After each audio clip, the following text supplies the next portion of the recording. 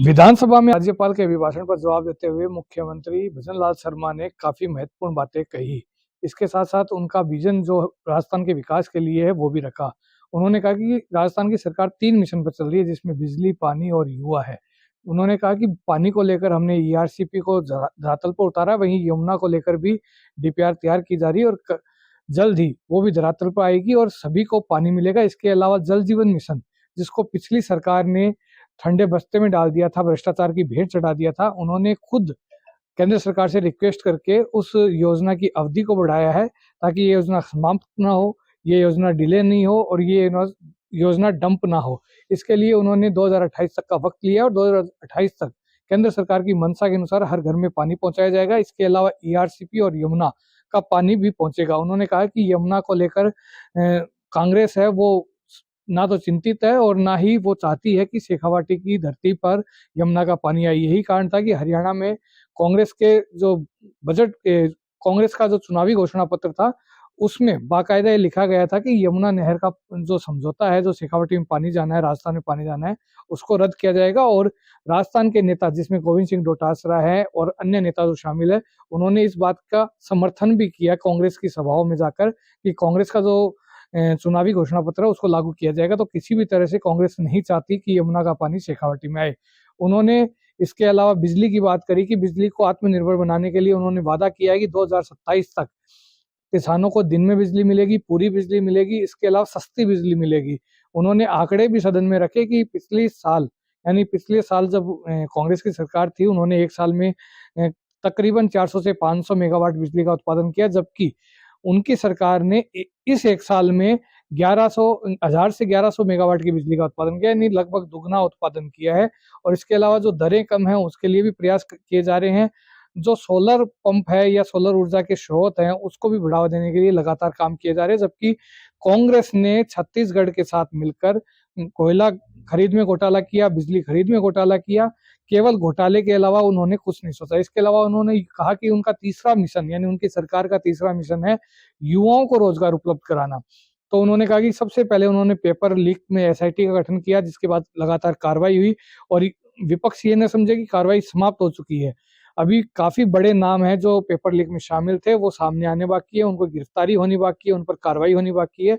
इसके अलावा यह सुनिश्चित कर दिया गया है कि आगामी 5 साल जब भी सरकार का कोई भी एग्जाम होगा, वो कोई भी पेपर लीक नहीं होगा, ईमानदारी के साथ और निष्पक्षता के साथ तैयारी करने वाले युवाओं को नौकरी मिलेगी। उन्होंने बताया कि उन्होंने वादा किया है कि 5 साल में 4 लाख सरकारी नौकरियां और राइजिंग राजस्थान जैसे कार्यक्रमों के जरिए निजी क्षेत्रों में 6 लाख नौकरियां, यानी कुल 5 सालों में 10 लाख नौकरियां राजस्थान के युवाओं को दी जाएगी। और उन्होंने आंकड़े सदन में पेश किए कि करीब 60,000 नौकरियां अब तक दे चुके हैं। इसके अलावा 81,000 नौकरियों का एक शेड्यूल जारी कर दिया गया है, जिसमें भर्ती का विज्ञापन जारी होने से नियुक्ति पत्र देने तक की तय सीमा है वो तय कर दी गई है, डेट डिसाइड कर दी गई है और इस डेट के साथ ही युवाओं को नौकरी मिलेगी। उन्होंने बताया कि इसके अलावा करीब 1,24,000 जो वैकेंसियां हैं वो चिन्हित कर ली गई है और उनकी वैकेंसियां भी जल्दी निकाल दी जाएगी।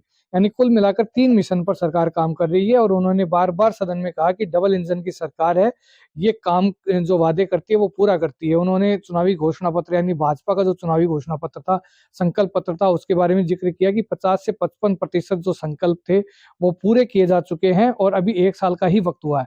यही नहीं, इसके अलावा जो बजट घोषणाएं हैं वो भी आधी से ज्यादा इस साल की पूरी हो चुकी है। हालांकि उनको समय 8 महीने का मिला, क्योंकि जुलाई में बजट पेश किया गया था और 8 महीने के समय में करीब आधी से ज्यादा घोषणाएं पूरी हो गई। उन्होंने तंज मारते हुए कांग्रेस राज के 500 बजट की घोषणाएं भी सदन में रखी और उन्होंने कहा कि करीब 4148 घोषणाएं 5 सालों में कांग्रेस के सरकार ने की थी, लेकिन उनमें से आज भी 1900 से ज्यादा घोषणाएं अधूरी पड़ी है। तो सरकार केवल घोषणाएं करती रही और कुछ काम नहीं किया, केवल लोगों को झूठ बोलकर वोट बटोरने की राजनीति की। उन्होंने यही बात जो जिले बनाए गए थे उस पर कहा कि 67 सालों में 7 जिले बढ़ाए गए थे, उनमें से 6 भाजपा ने बढ़ाए थे, लेकिन वोटों की राजनीति के लिए आचार संहिता लगने से 16 दिन पहले प्रदेश में 17 जिले बनाए गए, जो कि पूरी तरह से उनमें ना क्राइटेरिया तय किया गया, ना स्थान तय किया गया, यानी कि जो क्षेत्रफल है वो तय किया गया, तो काफ़ी खामियाँ थी उनमें, जिसका हमने मंथन करके और निर्णय लिया है। कुल मिलाकर हमलावर रहे, हालाँकि विपक्ष ने पूरे करीब 2 घंटे के उनके जवाब में, यानी 4:01 पे उन्होंने अपना भाषण है वो शुरू किया था और 6:02 तक उन्होंने भाषण दिया। करीब 2 घंटे 1 मिनट तक उन्होंने भाषण दिया था। इसमें लगातार विपक्ष हंगामा करता रहा, लेकिन वो लगातार ये बोलते रहे कि ये जो हंगामा है, ये ही कांग्रेस की असली कमी है, क्योंकि वो जनता के मुद्दे नहीं उठाना चाहती, जनता की बात नहीं सुनना चाहती, विकास पर चर्चा नहीं करना चाहती।